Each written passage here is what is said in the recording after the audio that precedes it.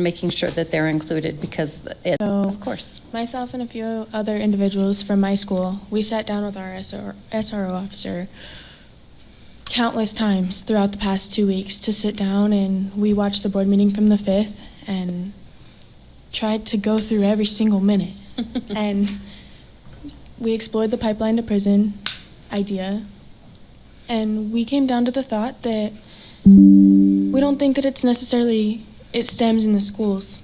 Our SRO officer at our school had an encounter a couple weeks ago with one of the students. He was a football player who athletes kind of take their sport very seriously. And so getting referred directly to the juvenile system, it's disheartening to watch that happen.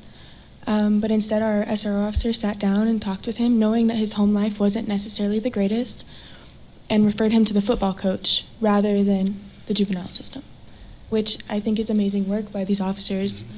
As well as if we take them out and something happens at the school where a student breaks the law or we need an officer there, we're still going to have to call an officer.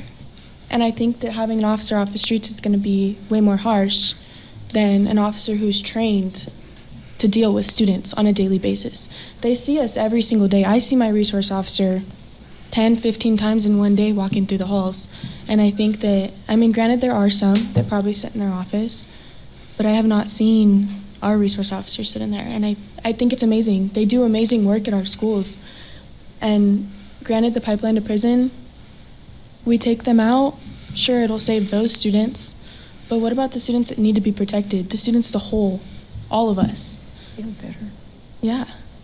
And I get it. Statistics are facts. They're not emotions.